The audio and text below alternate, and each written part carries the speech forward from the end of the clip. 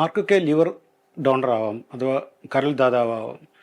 അതായത് 18നും 55 വയസ്സിനും ഇടയിലുള്ള ഒരു ആരോഗ്യം ഉള്ള അമിത മദ്യപാനമോ പ്രമേഹമോ ഒരു ക്യാൻസറോ അല്ലെങ്കിൽ അൺകൺട്രോൾഡ് ഹൈപ്പർ ടെൻഷൻ BP ഇല്ലാത്ത എല്ലാവർക്കും നമുക്കൊരു ലിവർ ദാതാവായിട്ട് മുന്നോട്ട് വരാം.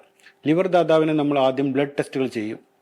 അവരുടെ blood group, liver function test, diabetic status എന്നെല്ലാം ചെയ്യും. ഇതെല്ലാം ഓക്കെ ആണെങ്കിൽ നമ്മൾ അടുത്ത സ്റ്റേജിൽ നമ്മൾ സ്കാൻ ചെയ്യും. സ്കാനിൽ നമ്മൾ ആദ്യം CT സ്കാനാണ് ചെയ്യുന്നത്.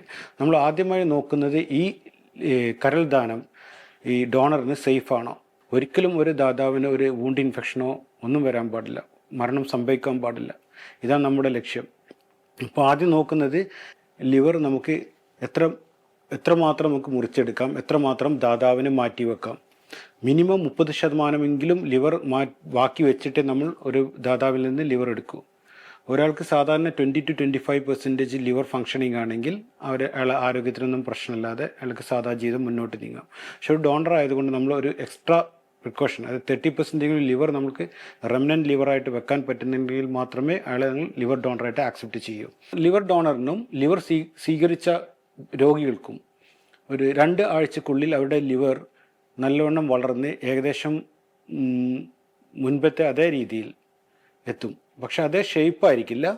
ഒരു 2 വീക്സിനുള്ളിൽ ഏകദേശം എല്ലാ ഡോണറും ഒരു 70% രോഗികളും റെസിപ്പിയൻസും അവരെല്ലാം റീക്കവർ ആയിരിക്കും. ഒരു 1 മന്തിന് ശേഷം അവർക്ക് ഒരു സാധാ ജോലികളെല്ലാം ചെയ്തു തുടങ്ങാം. വെയിറ്റ് എടുക്കുന്നത് 3 മന്ത്സിന് ശേഷം. നമ്മുടെ സാധാ രോഗികൾ എന്ന് പറഞ്ഞാൽ, ഡോണർ എന്ന് പറഞ്ഞാൽ ഇന്ന് സർജറി കഴിഞ്ഞാൽ ഇന്ന് തന്നെ വെന്റിലേറ്ററിൽ ഔട്ടായിരിക്കും ഡോണർ. നെക്സ്റ്റ് ഡേ അവർ ഫുഡെല്ലാം കഴിക്കും. നമ്മളെല്ലാവരും നടക്കാനും കൂടുതൽ ഭക്ഷണം കഴിക്കാനാണ് പറയാറ്, വെറുതെ റെസ്റ്റ് എടുക്കാൻ പറയാറില്ല. ഒരു 1 വീക്കിനുള്ളിൽ ഡിസ്ചാർജ് ചെയ്യും. 2 വീക്സിൻ്റെ ഒരു റിവ്യൂവും കൂടെ ഉണ്ടാവും. After they are free. Okay, it's better to get health checkup every 6 months ഡോണേഴ്സിന്.